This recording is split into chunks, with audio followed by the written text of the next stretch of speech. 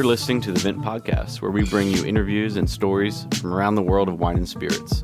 From winemakers and critics to sommeliers and master distillers, we'll explore the people and businesses who are instrumental in shaping the future of today's food and drinks culture. Enjoy the show. Hey everyone, welcome back to another episode of the Vent Podcast. My name is Brady, joined back in studio this new year by Billy Galanko. How you doing, Billy? Very well. Happy to kick off 2024 with a fresh new episode. It's going to be exciting. Yeah. Did you get into the champagne and caviar over the new year? Not together. Technically, we on New Year's Eve, my fiance and I did go get some sushi. We did like omakase, which was really cool. We brought our own wine to that, just like a nice Slovenian orange, actually made of Kerner, which is pretty cool. You don't see that grape very often. So that was nice. But there was caviar on some of the sushi. And then afterward, we just got a glass of champagne at one of our favorite wine bars. Yes and Nice. no. How about you? Was that on New Year's Eve? Yeah, it was. Nice. Cool. You guys went away too over Christmas, right? Yep. Yeah, I showed the family, I went up to the Bay Area. So I had my parents come in and showed them around San Francisco, which we had been when we were younger, but they didn't really get more of an insider's view. We stayed at a cool town across the bay, actually, from San Francisco called Tiburon. So it's a really cool place. I was going to say Oakland. Oh, no, the other direction, like due north. Basically, it was like a rail town. It was essentially the end of a railroad that eventually goods were picked up from the northern part of California and brought over on barge to San Francisco. And then the last ferry ran, or the train ran maybe in the 60s, like early 60s, late 50s. So since then, it's just like this really beautiful area that's now just full of really wealthy homes and like a little main street. But it was never really developed for people until after the train left in like the 60s. So it's an interesting area that's really pretty. I highly recommend anybody go over there. It's a nice ferry back and forth to SF. So that was cool. And then we went up to Sonoma and had a great 4 days up there. We didn't end up going wine tasting. My parents were not that into wine tasting, but we took them over to Napa. And then throughout the weekend, I sprinkled in some wine education. My dad had his first Vermentino from Sardinia, which he was very excited about. He kept telling everybody he had a Vermentina. I had to keep correcting him, but one step at a time. I also found out he didn't know that Zinfandel was a grape. Not sure what he thought it was, but I just see it all the time. I thought maybe it was like a style or something. And I was like, okay. So it was an educational weekend all around. But we had some cool wines. I think another highlight, we had the Spätlese on Christmas for Christmas dinner. That went with a lot of our other food too. Trying to remember the vintage. I think it only had 5 years on it, but that was really nice too. So we got a good smattering of wine along with some local California wine as well. What about you? Nice. Yeah. Yeah, we weren't in an exotic location. We were in Pittsburgh, which in the area for, I guess, the days leading up to Christmas, we were there. And then had that Chilean Riesling I was telling you about with the weird size shaped bottle. Oh, yeah. How was that? It was good. I shared it with my sister-in-laws, and it was super citrusy, like almost like sour, which I'd never, it like took me aback. I didn't know that you could get those that strong notes of, just like straight citrus, like lime, lemon from it. Have you had many Australian Rieslings, like from Clare Valley? Yeah, I was thinking back. I think I've got a few from like Tasmania, but probably not, honestly. Yeah, not as much. Interesting. Yeah, no, it just sounds more like a Clare Valley Riesling to me. They always just say like that lemon lime is their clear. To me, the distinct giveaway on a Clare Valley Riesling is like kerosene, like an actual smell of kerosene, not as much like a petrol or plastic smell. But that's cool. It was really citrusy. Go ahead. No, you finish up, and I pulled up. I have the bottle here that we had on Christmas, so I'll just talk about it a little bit. Yeah, I guess. And then on New Year's, did we drink wine? Oh, we did. We had the Massicon Sauvignon Blanc. Oh, cool. So I picked that up actually when we were out in Napa actually for our private wealth conference that our team went to earlier this year, and we ate at a place that was selling it by the bottle, and it was like 50% off if you buy and take it out. With you, that was cool. Grabbed a bottle of that. You actually remind me. Next time we're up, we have a tasting with him that I have by buying one of his NFTs. We were given Oh, cool. a tasting with him, so I still need to redeem that. We were going to try to meet earlier in the fall, but I guess we'll have to do it in the winter. But anyway, Galler might not honor that. no, this is directly with him. Yeah. And also now that we're friends from the podcast, Hey, there you go. he's great. Yeah. No, we email back and forth sometimes. But yeah, no, so the wine we had, I was trying to remember because it was a well-known producer, a Schloss Johannesburg wine from the Rheingau. And it's one of the most historical wineries up there. In that book that I've been continuing to listen to forever, The Story of Wine, I actually just got through some of the Riesling, more recent history of Riesling, I guess you would say, according to the book. So we're in the 1700s, 1600s, 1700s. Schloss Johannesburg, though, had the first recorded ever Spätlese harvest in 1775. They were the first ones to actually call so Sperta style. So that's pretty cool. I thought that was interesting. In the wine, obviously this wine was good, but I never really thought about the fact that they basically just talked about how they used rotten grapes instead of botrytis, like the terms. And there's a lot of debate whether they had always used them to make their wines better and they just didn't want to talk about it because they thought it would turn people off, or if they just used it out of necessity and didn't really want to mention it. They just didn't think it was noteworthy. But eventually, after the late middle 1700s, they started embracing it more and started talking about it. So it became a thing. So that's pretty interesting. Did you guys were you with friends on New Year's and had some wine like after you guys went out together? How was?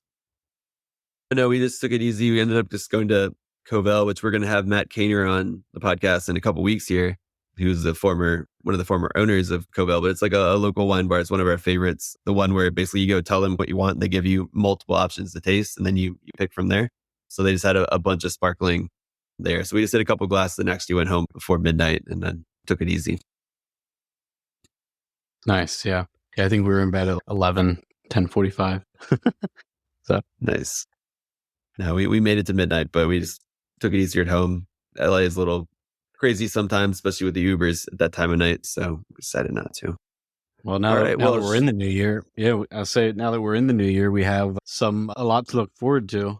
We have 51 more episodes coming in 2024, and I'm sure we'll get to chat with a lot of industry folks and experts about some of what we'll talk about today. But we wanted to dive into some of the industry trend and wine and drink trend predictions for 2024.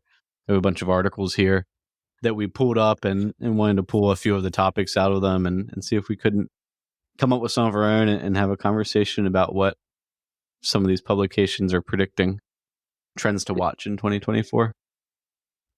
Yeah, no, I think it's really interesting to start the beginning of the year and look at what we saw loosely last year, what's going to continue on, and what people are really seeing gaining momentum moving into the new year. I certainly have some opinions, and it would be great to see if our audience kind of has the same kind of thoughts. Because I think sometimes people get in their little bubble of what they're drinking, and it seems like it's a trend, but maybe because they're only seeking out information on that same thing. Where it's sometimes when people mention other things that are going on, you start thinking, oh, maybe I should try some of this, or turns out not everybody's drinking what I'm drinking, but they should be. Yeah, we talked about a lot of these things that kind of come up here. Obviously, regenerative agriculture has been something we've been talking about for several years, the industry, low alcohol wines, those kinds of things, natural wines, of course. So let's dive into one of these here and see, what are you looking at now? Which one did you start with? Let's just start with the Daily 750. There's 6 wine industry trends to watch. I think that's a good article to start with. Nice, yeah. Yeah, their number one is regenerative agriculture, regenerative viticulture, they say is the new global sustainability standard. We've had a lot of conversations about regenerative farming, organic farming, viticulture generally this past year. I think we really, I guess, maybe our first conversation was with Jason Haas at Tablas earlier in the year, who obviously they're leaders in this, but what do you think the main focus is going to be this year around that topic? I guess first, let's take one step back and explain to everybody what it is. So what they're getting at now is, by saying it's the new global sustainability standard, is if you think about, I don't know, even 3-4 years ago, everybody was looking for sustainably produced wine, just sustainable wine. Then it transformed into organic. People started also looking for maybe things that were more biodynamic and using kind of those terms to describe the agriculture. And what sustainability really means is, in the wine terms, at the wineries I worked at and in the industry as a whole, is you're it's almost like the Hippocratic Oath, I guess, for doctors. It's like their first kind of mandate is to do no harm. So like sustainability is really to try to not impact your vineyard in a negative way, and then hoping that the way that you treat at your vineyard in terms of viticulture, and it's also has a lot of wider meanings for social sustainability.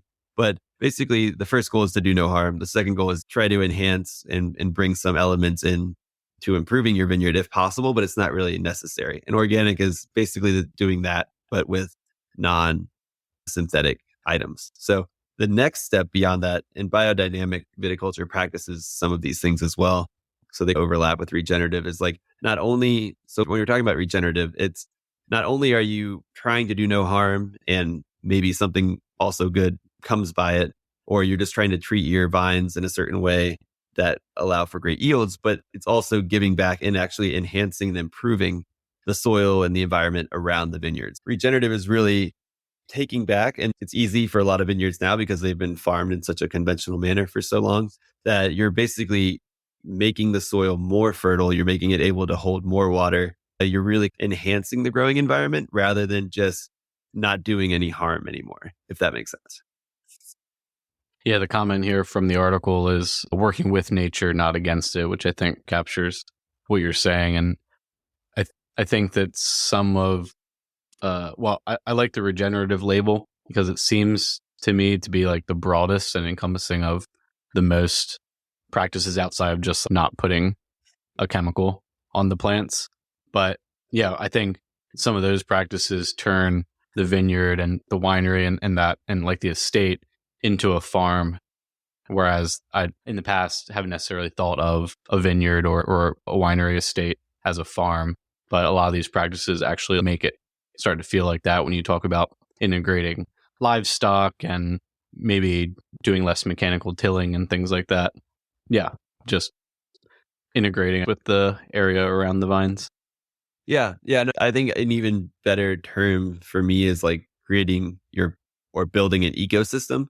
You're not just really focused on monovarietal planting anymore. You're really making a welcome environment for all sorts of like species, whether they be farm animals or domesticated animals or like bugs that you want to live there, or even, you can't necessarily have deer running through, but there are certain other animals that you do want to have a little bit of this wildlife nearby, and basically make it a really welcoming environment for everything rather than just trying to see if you can grow plants like vines in isolation and just make great grapes. So I think that's great. And what they're talking about, I think with the baseline, and I'd like to get your thoughts here too, is like sustainability. That term got so widely used and it's not really legally defined anywhere. So I think that just ended up becoming meaningless. Organic, you can still add a lot of different additives and things to the vineyards, to the wine. So I think that again means it is helpful and it helps give you a sense of what's going on, but it doesn't necessarily hold them to a certain standard in farming and like enhancing their environment, the natural environment. And then biodynamic has its whole own lunar calendar following and some almost astrological aspects to it, where it's sure a lot of it was good, but you can't necessarily, there's some elements that are push people the wrong way. So I think regenerative is a great way to say we do as much as we're doing way more than extra. We're not just doing organic. We're really trying to have a 360 ecosystem that we're building that's enhancing things and making great wine at the same time. Yeah, it makes me question though who some of these regenerative practices are for in terms of what kind of producer.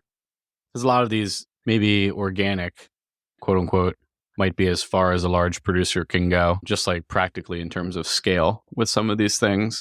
I might be selling that short a little bit, but then like really small producers, a lot of them actually just are kind of essentially working farms with fairly little intervention, like not a ton of like tech or big equipment.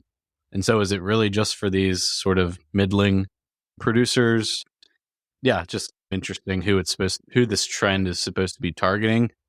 Because, and I say targeting because certainly there is a group of people that say, yeah, these practices make better wine, healthier ecosystem overall. But it's also, at least sometimes to convert some of those practices can be not not cost nothing. So they can certainly be expensive to make some of these changes. So I just wonder practically who a lot of these things are for targeted at. Yeah, I think your point, it is expensive if you're big to do this. So like Yeah. the examples they have in this article are Jackson Family Wines, Moet Hennessy, and Famille Perrin, which is in the Rhone area. Those are all either pretty big companies. Like Jackson Family is a really large company, so they have the funds to be able to do this at scale if they would like to. Moet Hennessy, Champagne is becoming one of the most sustainable like kind of regions as a whole. So I think making that next step over isn't a huge leap, and trying to differentiate themselves from some of the other main houses. And then the Famille Perrin down in the Rhone Valley, Southern Rhone, Northern Rhone, mainly the Southern Rhone for the Famille Perrin. It's easier down there just because of the climate. When it's warm and dry, you don't need to use as many sprays and chemicals anyway. So I think there's definitely environmental factors. Like you're not going to see everywhere in Bordeaux doing this right away, just like you haven't seen them in doing sustainability things until more recently, is because they're still trying to figure out how to adapt these practices and make them work for specific climates and sizes. But I think to your point right now, it is more isolated to the small to medium sized producers or bigger ones with enough money to make it work. Yeah, I think one of the things we've heard from producers a couple of times on the podcast is just concern over some of the like certifying bodies and credentialing that can pop up around these practices. Oh, I want this sticker on my bottle, so I'm going to spend this money here to make this change on paper kind of thing. And then we've definitely heard from the producers who are really serious about these efforts, Jason at Topless Creek. I think the goal is to, yes, inform consumers about changes that are happening and inform them about how wine has been made historically and stuff like that, but to not do harm to producers who they don't have currently harmful practices, but they're also not taking steps just to check boxes and get a certification. So yeah, I think it'll be interesting to see how that shakes out in the industry and what kinds of these certificates people actually end up caring about.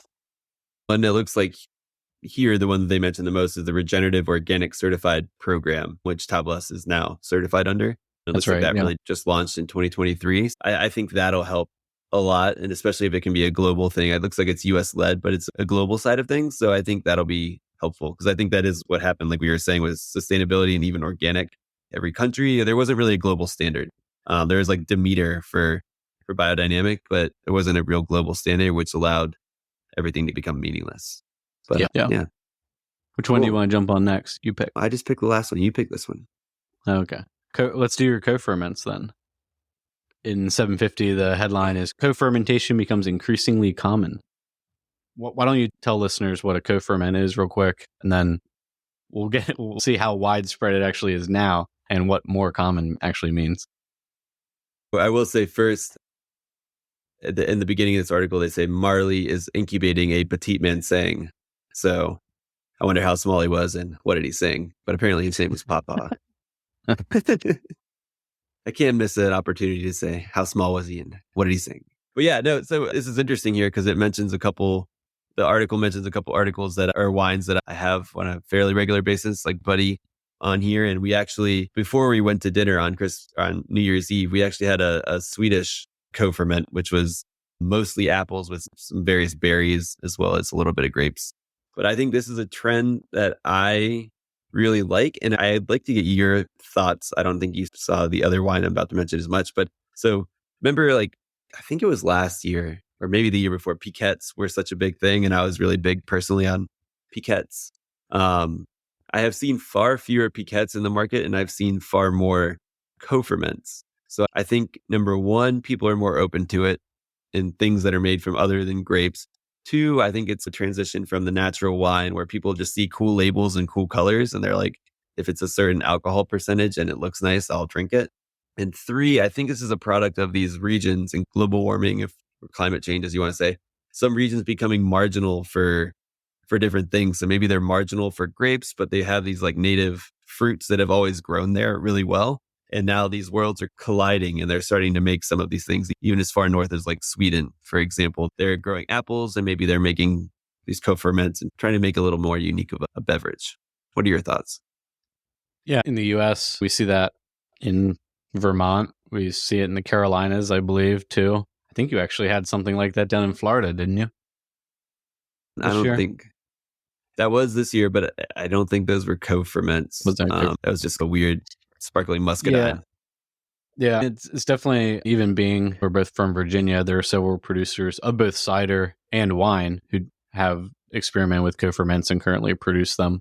For me at least, and mostly, I guess actually almost all of the co-ferments have either been with non-Vinus vinifera grapes or with apples. Haven't had too much outside of that wheelhouse, but I know that you can basically maybe pear had in the past, Hmm. but it's basically any fruit, or it doesn't have to be fruit, right? That you ferment with the grapes. Yeah. Yeah, raw honey, maple sap is listed here, sumac, berries. So yeah, I think there's a lot to explore here. I think I'm just trying to think of the most likely angle that consumer comes to products like that, and I think it's through the cider kind of lane, right?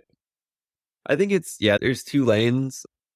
As with a bunch of these weird things, my fiance and I are like the prime audience, because the only club I'm actually a member of right now is a Spanish style cider club, a Son of Man from up in Oregon. They basically send you two of their ciders and two that they bring in from Spain each quarter.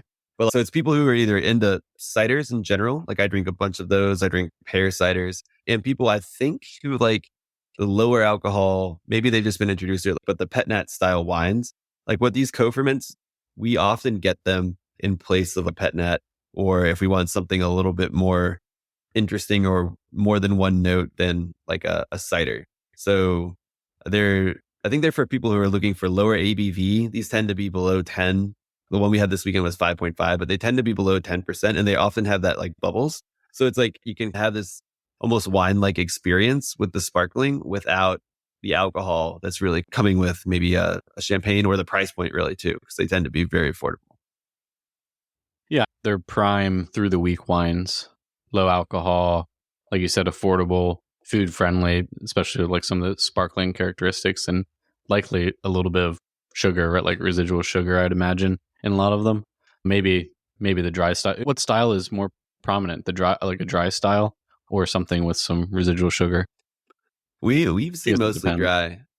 Oh, really? We really only drink the dry one. I think they're not off putting when they're like when there's RS, but especially because the styles that I've been seeing though also are either these sparkling ones, so they're either bottled sparkling and they might be disgorged like a little bit, or they were bottled with their yeast like a pet nat, so that continued So, yeah. the fermentation side and eats the rest of the sugar. But what I have seen compared to like pet nats, for example, in these is when they purposely make a co-ferment, it tends to have there's less variation bottle to bottle. Like a pet nat, you put it in with the yeast, and to your point, sometimes they come out sweet, sometimes they come out a little funky. I feel like there's more control through the process, and they just come out more consistent and pretty fresh and always drinkable. Like, there's like a style that you can come to expect. So I personally really love them. Nice. Yeah. I know we live in super different areas in terms of what's available around us at shops, but yeah, I guess that's something that listeners can just walk into I'm trying to think, like at a Total Wine or like a big box wine store. Are they selling stuff like this right now? Or still have to go to a local wine shop? I don't know. Hmm. I haven't I'm been sure there's to something at. here. I just Googled, and Total Wine does have at least one it's called Considre, an apple grape co-ferment. So yes, they have gone mainstream enough. This is Mhm. an Oregon one, a fruit blend. So I think it probably depends on where you are in the country, Yeah, that might be right. Yeah. because they also tend to use a lot more local stuff. But I think people will see it more and more, and I encourage everybody to go check it out, because then you also start like learning more nuances of what certain apples taste like, things together. It's interesting because when they're all together, they taste different than you would expect on their own. There's a few that have had certain berries or things in them that I thought would maybe be too sweet or not up my alley. And then when they come together, when they're fermented together, they taste different. So I encourage everybody to check them out.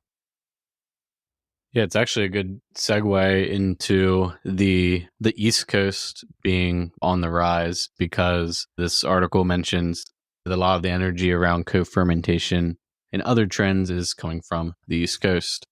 Lots of different microclimates on the East Coast. It mentions here that Virginia vineyard acreage grew from under 3,000 acres in 2012 to over 5,000 in 2022. So almost doubling in 10 years. So yeah, definitely like a lot of exploration being done there, as either producers, fruit growers are trying to transition some of their product offerings. I know a few cideries that are working on these co-ferments as well, or as this 750 article mentions, Lightwell Survey at Commonwealth Crush. They're doing some interesting things with hybrids and co-ferments. So yeah, definitely East Coast is, I think, a little bit of a leader in some of this space. Yeah, I don't know if I would, or on the co-ferment side, I would say, sure. I don't know if anybody's the leader right now because I think they are very local. So, like out here in California, we see a bunch of ones from here in Oregon. But like when we were in Vermont, we saw a bunch. And to your point, so they're talking about new wineries are operating in Maine, New Hampshire, Pennsylvania, New Jersey. And all of these places, to your point, also do have histories with like apples, and at least at some part. And they also have their own other fruits. So I think as more of these places start expanding their wine and people start taking that a little bit more seriously, the halfway point is these co-ferments, because sometimes you're going to have grapes or a harvest that's not perfect yet because you're still testing terroir, you're testing different, maybe younger vines that aren't ready yet for the to be bottled on their own. So I think it's a really cool overlap to your point there of, as these come on and the fruit gets more mature, you're going to see this is middle ground probably of the co-ferments more and more often anyway. And then maybe you'll see even more serious wines coming out of them like you're seeing in Virginia. Yeah, I think the leading, on the comment of leading co-fermentation in the US, it's probably going to happen out of necessity, like you're saying, because some of these regions just really hard to put together a wine from just wine grapes right now. And yeah, in any way that producers can get a product out earlier, like a quality product out earlier, and get folks excited about it, I think that's definitely a good gateway for a lot of producers. Yeah, and I've seen some out here too that are like ciders and maybe something else fermented with grape skins too. So it's like some of these small producers, they're going to make their wine. They can put the skins on. It's almost like a piquette made with apple juice. So I think there's just a lot of exploration. I think now more than ever, consumers are open to it. And I encourage everybody to go try them out. But I don't think there's no longer that just fruit wine stigma, even though that's technically what some of these things are. Yeah, but I think for sure. that used to have a very defined meaning. And when you say co-ferment, it's different. Definitely. Yeah. Yeah. I think a question is and a question that this article poses is, will people take East Coast wines seriously? And does that trend develop over this year and the next couple of years? And I think it's probably a lot of it going to be about what kind of experiences those producers create on site. So sales directly from the winery, creating interesting experiences at the winery and a cool environment for people to come and hang out and actually become exposed. Because yeah, you're right. Probably it's going to be a long, slow uphill battle for folks to just grab say Virginia wine or Maryland or Pennsylvania wine off the shelf, even Vermont maybe, when it's next to something that maybe they're more familiar with. So I think a lot of it's probably about in-person experiences. And the fact of the matter is, unless there's a lot of capital flowing into these regions to start projects, it's really can be challenging for small producers to even have the capacity and ability to host people on premise and do tastings and things like that. So hopefully more capital flows into some of these markets. Yeah, I agree. So it's transitioning here, I think let's leave the other two aspects in this article to the end here because I want to talk about them together. Look, we can touch on them actually quickly now. I want to talk about the labor comes into focus, their number 2 point, as well as the last one, number 6, grassroots efforts. Grassroots efforts push diversity and inclusion forward. I think both of these, we've had a number of folks talk to us about this as well. But I think one is that certification we were talking about earlier for regenerative. I actually wrote my WSET diploma paper on sustainability, and a big aspect of that was social. And this new regenerative certification has a social component as well. But I think it's interesting to think about the and this is happening around the globe. One is in traditional wine regions like Port, for example, and up in Porto and the Douro Valley. Populations who normally did a lot of the winemaking are aging out. So they're increasingly having fewer people to pick. In other places, it's very common for seasonal workers to come in and do the picking. And in the US also, there's just like a dwindling population as well for folks who want to be doing the picking. And then also the idea of like, how do you work with these folks to make sure everybody's treated fairly and they're actually you're supporting them so that they can add to the community. So I think that's something that wine drinkers will be more focused on this next coming year, and as well as the other aspect of inclusion and diversity. I think the more that you can treat everybody working at the winery with a lot of quality and respect, then that also will filter out into the community. And I think then that'll also share more and bring more people into the industry. I think Jade talked a lot about this when we had her on the podcast, which was really interesting, and just different efforts to bring people from different backgrounds into the wine community. Yes, some of these things, one of the challenges I think becomes measuring impact or measuring steps that are actually being taken in some of these areas, because some of it, when you start putting parameters around or check boxes, especially around like social capital and social quote unquote sustainability and things like that, can become sometimes a little dodgy or suspect, some of the practices if you're just trying to do something for the sake of hitting a certification or being quote unquote ethical. But I think in other ways, obviously super super important to treat your workers with respect. And it's sad that we have to put together a regenerative checklist and sustainability checklist that to make sure that happens. But I hope that does become more of a trend and comes to the forefront of the industry. And I'm glad that it's getting a lot of traction in terms of making sure those things are a priority. And I think they go hand in hand though with the regenerative, because sometimes with just harvest though at a traditional winery, the traditional vineyard, you just need to like basically have the rows. You can drive down with a tractor and do most of the work most of the year, but then you need those folks during harvest to help. But if you're building more of an ecosystem that requires year-round tending, you can't just bring people in and out. And more manual, like tactile tending to it. And then like for pruning. So, and you build that relationship with the vineyard. So I think it goes hand in hand with like you want to support these folks who are getting to know and helping your ecosystem grow, as well as it's not just like a transactional come in and do this and leave part as well. So I think that's an aspect that I think people will look for. And I also think there's obviously the diversity and inclusion part is growing, and people like Andre Houston Mack and who was the other guy we had on the podcast recently? He was great. I don't know why I'm blanking on his name. He has his wine TV show. He's also great. Jade came on. So I think I'm really excited to see these like big personalities pushing everything forward in that aspect as well. Yeah, broader outside of just production, like representation and things like that within wine. I think that's grown leaps and bounds over the last few years. And like to your point, Andre's career trajectory and the way that he's positioned himself in the industry is evidence of that too. And Jermaine Stone was who I also mentioned in his awesome series, The Street Somm. Yeah, no, I think both of those are really big steps. These are a lot of things that I didn't really hear about talked at all when I first joined the industry. So I think between that and also just a larger female presence and female voices, there's always been a few, but that's the wine industry had its quote unquote Me Too moment. And it's really, I think, come out better for it really well on the other side. So I'm really excited to see what 2024 has on that front. Last piece, I don't want to just gloss over this last part too before we transition articles, is consolidation and cooperation are reshaping the industry. Love to get your thoughts on this as well.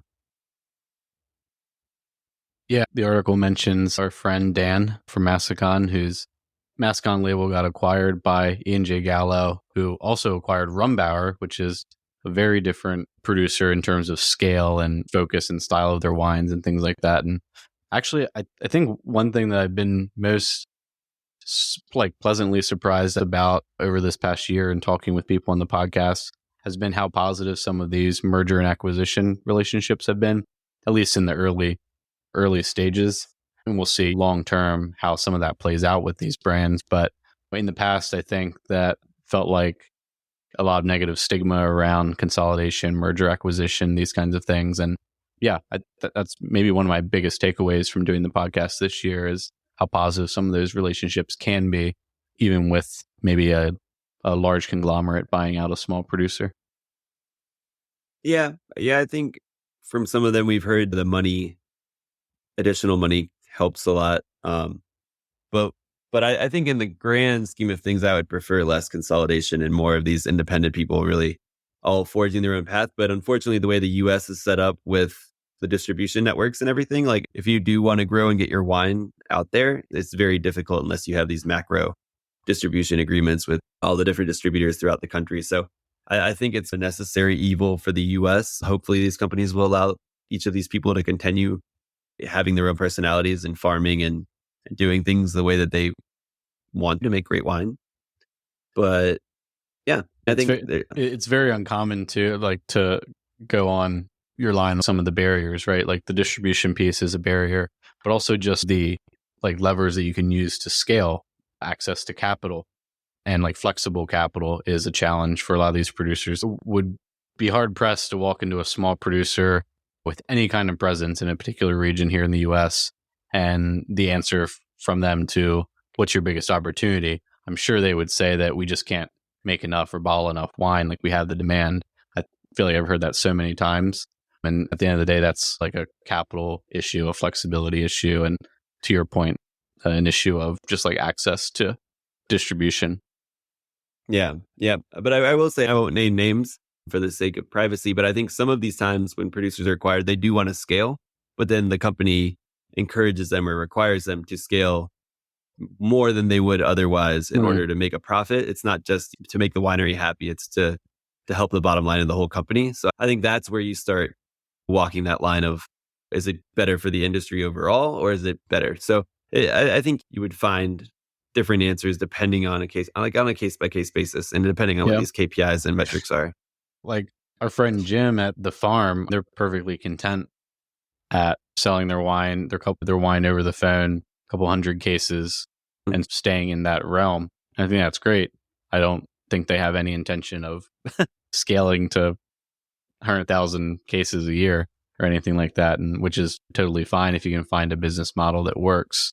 And probably matters whether or not the proprietors of that winery are working on a passion project and an art project, or if they're really trying to establish a legacy family business. Not that you can't have both, but I think that middle ground is pretty hard to strike the way that the industry's set up. Yeah. Cool. I think that covers this article. Let's quickly move over to another 6 wine industry trends you can't ignore in 2024. I like to both for our listeners, the Daily 750 and this one are basically, you have to be more like wine industry folks to come across these publications on a regular basis. So this is something we want to give you guys some exposure to what's behind the scenes. But Benson Marketing was actually the PR firm we used at my old company, and they work with a bunch of different wineries. So they do have their finger on the pulse of especially the US consumer. So one of theirs is the low and no alcohol craze continues. I think we can gloss over this one unless you have anything in particular that you want to talk about. I think I do think that the low alcohol trend, especially in younger folks, is continuing. I personally like drinking wines that are below 13% if possible. Do you have any specific thoughts there? Yeah, I haven't seen too much like data or numbers around that trend, so it's hard to know like how much of it is marketing hype and just like online or media hype around that, or if people are actually drinking it in like statistically significant amounts. I'm not sure. I don't know the answer to that. I haven't seen it. Maybe you do. But yeah, I think still waiting to get a sense of that in my own like consumption journey and just like shopping and stuff like that. I still don't quite have a sense that's a widespread trend. But yeah, I think out here in LA, a lot more, there are folks interested in that no alcohol. I just think you're seeing the industry as a whole transition to even people drinking more traditional styles of wine are looking more for that now balanced style, not those big 15% plus wines that they were maybe drinking in the early 2000s. So I think it's just a general industry trends. And of course, you're going to see polls. And I think some of these folks are into it. And I think Also, like co-ferments play into that low alcohol side Sure. as well. Do, So do you think it's more of a style thing where people are like going through the shelves, picking up a bottle and looking at the ABV? Or do you think it's just, oh, this is a style that I'm interested in and it just happens to be low out, like versus drinking cab versus just drinking, I don't know, cab versus Pinot Noir. On average, you're going to have a little bit lower alcohol and then you can just go on down the line. I think it's people.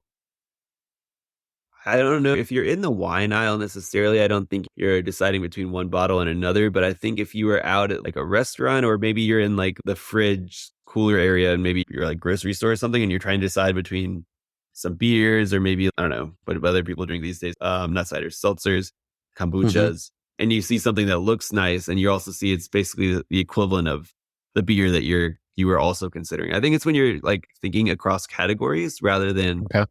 deciding within wine itself. That's interesting. I wonder if then maybe if to me this trend is no more than a fad until shops start like posting on like a sign or categorizing wines by ABV. Beyond that, I think it'd be hard for me to believe that it's widespread until something like that happens. Yeah, I think, again, I live in a weird isn't- area. It's not the point. That's not the point of this conversation. It doesn't have to be widespread. It's supposed to be a trend. And I certainly agree that it's something that's going to continue to be talked about. Just wondering how long it'll hang around. Yeah, I agree. And I think, my dad always says go to the Pittsburgh or the middle of the country to really see what America is. Mm. Yeah. So LA is not America. Around the corner from me, we do have a no alcohol spirits and wine shop that literally only has this stuff. But I see people going in there, but I think it'll continue, but I don't see those popping up everywhere. And there's not like that big of a demand. So to your point, it's a trend. I'll be interested to see how it continues to evolve. We'll check back in November, and if that shop's still open, we know it's widespread. It's lasted longer than I thought it would. That's for sure. Yeah. Let's see. So we have no alcohol. Oh, something I'm sure you'll have a good bit to speak on. It's just interest in wines from unique growing areas. I wonder how much that has to do with our system of sort of distribution and sales here in the US. And it's really about discoverability at the end of the day, right? Drinking wines from unique and less sought after regions. Yeah. And I've brought this up with a number of our producer guests and friends, and they don't seem to quite agree with me, but I'm chalking up the natural wine movement, quote unquote, a little bit to this. Is people have always bought wine since I've known them on, if they're not wine people necessarily, like one of their things, like, is the label cool or does it look cool? And I think the natural wine movement has also brought in like interesting colors of wine as well as funky labels. So now I think people are more open to, they've just tried a bunch of things and they're like, if it looks cool, whether it be like the label or the bottle, they're open to trying it and they're less particular. We've moved away from this monolithic Chardonnay, Cabernet Sauvignon, Pinot. There used to be like 4 or 5 varieties that people went, and if it wasn't that, they wouldn't get it. Now I think they're like, this looks cool. Maybe it has a story. I want to know more about this story, but I don't know anything about grape varieties anyway, so it doesn't matter. I want to try it, if that makes sense. Yeah. I think, sometimes I get stuck thinking that, quote unquote, the average person, I just mean person who doesn't spend a lot of time thinking and talking about wine, walks into a wine shop and is, I want to select a Pinot for tonight's whatever. It's not how most people walk into a shop. So I think, to your point, there's definitely an opportunity with fun packaging and colors and even this like low alcohol thing, like all of that sort of fits. If you're trying to design a product to catch someone's attention and get them to try something new, that's going to happen, right? So I think that's cool. It's fun for me to grab some of those bottles like we talked about earlier through the week and just, stick a bottle of something colorful in your shopping cart on the way out. That's cool. Yeah. And I think just among my friends now, and I'm 34, so mid 30s, but even that and a little bit older, I don't see it as much with my parents and like their friends. So like mid to late 60s. Whereas if I bring a wine, they're like, oh, is it white or red? Is it from like California, or is it from like somewhere they know? But then like when I have the younger friends, even like mid 40s and below, if you bring something from instead of like a region outside of France or Spain or wherever, people are interested by it. It's more intriguing to them. They're like, oh, cool. Even if it's just Greece, is it Greek wine? Is it a Lebanese wine? Oh, wow. They want to learn more. Whereas if, oh, cool. Yeah, it's a French wine. Like I've had French wine before. And I don't know. I feel like it's intriguing people more in the storytelling a little bit aspect of it. This might be just my opinion, but I think it lowers people's intimidation factor, being like, nobody knows what wine from this area tastes like, so I won't be made fun of, or nobody will have a better one from that place. It's cool. This is just neat because it's lesser known. I think it lowers that barrier a little bit. What do you think about that? Yeah, no, for sure. Because you can hand someone a Lebanese wine and say something like, see if you like this. Versus that's probably not the way that you introduce like a California or French wine or something. And I think that extends out to unique methods of production or just unique geographies, not even just like unique regions. But yeah, it's really about that story that you can say, hey, I know you've never had something with this story behind it or made this way before. And yeah, I agree. That definitely gets people nowadays interested, looking for experiences that aren't cookie cutter. I think what we actually mentioned pre-show, wanting to possibly talk about social drinking versus occasion drinking. And social drinking, I guess I more mean through the week or just casually. And natural wines, these co-ferments that we've been talking about, maybe low alcohol, these like pretty labels with flowers and like a hazy pink wine in the inside. This makes me think of through the week wine, whereas the French wines are starting to give off more like banquet vibes these days.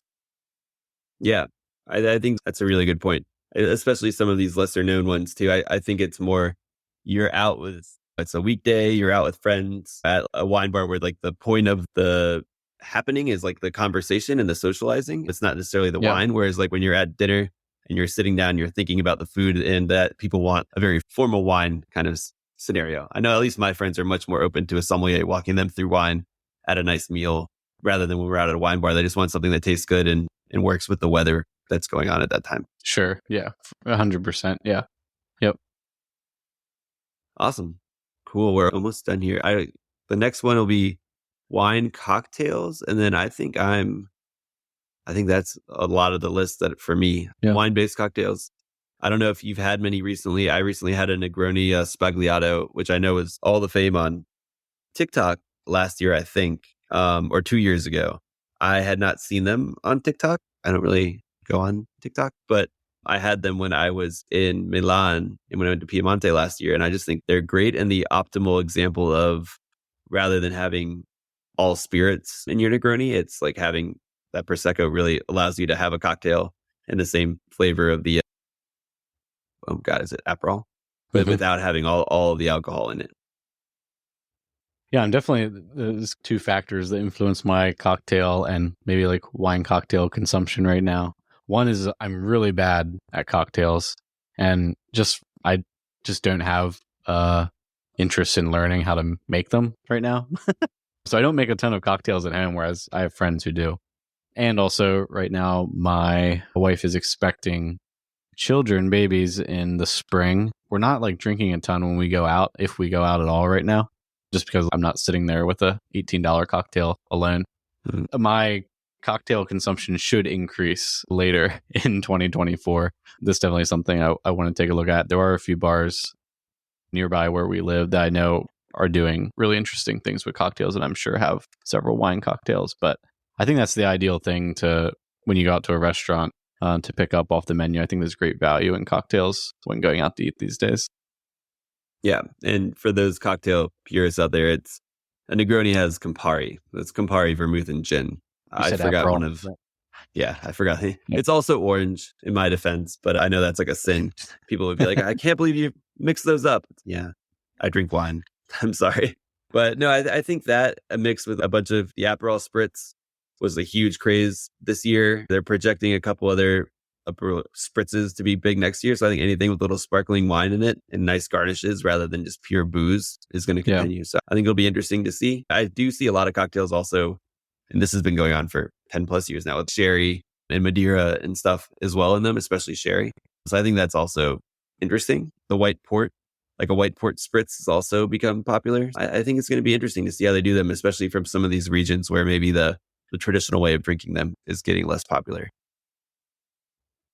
Yeah, it'd be cool to see. I know this isn't wine, but whiskey cocktails continue to pull the whiskey resurgence forward as it has been back into kind of like popular view. As people have been into cocktails, they've gotten back into whiskey, which had fallen off a little bit.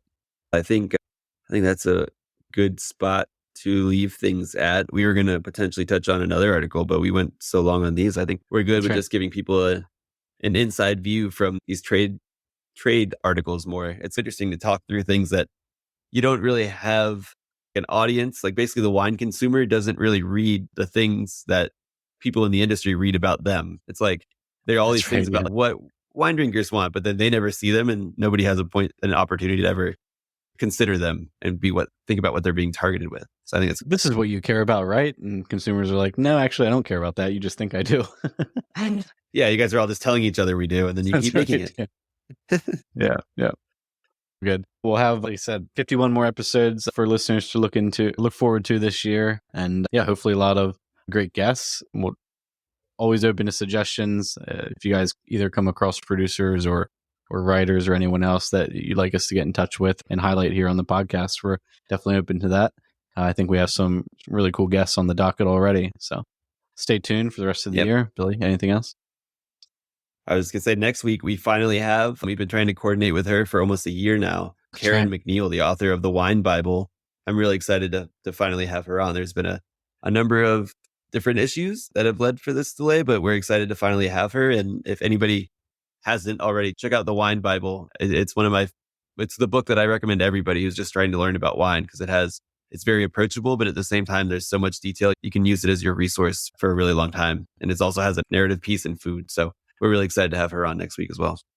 Nice. I saw some hot take Karen McNeil posts on social media recently about low and no alcohol movement. So maybe we can touch on that. Yeah. Save it for next week. Yeah, for sure. We'll have to get to see what she said. But so that's our episode for this week. And we'll be back with another episode and a fresh interview next week. Cheers.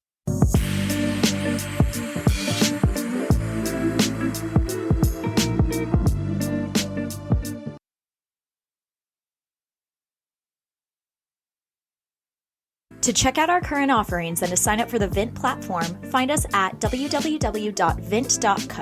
That's www.vint.co. For questions, comments, or feedback on the Vint podcast, please email us at support@vint.co. Vint and VV Markets are offering securities pursuant to Regulation A.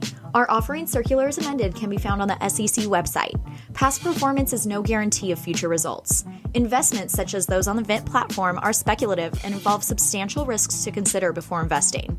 We may provide communication that may contain certain forward-looking statements that are subject to various risks and uncertainties. Information provided in any communications, including this podcast, is not legal, business, or tax advice. All prospective investors should consult a legal, tax, or business advisor concerning the subject matter of any communications and any offering.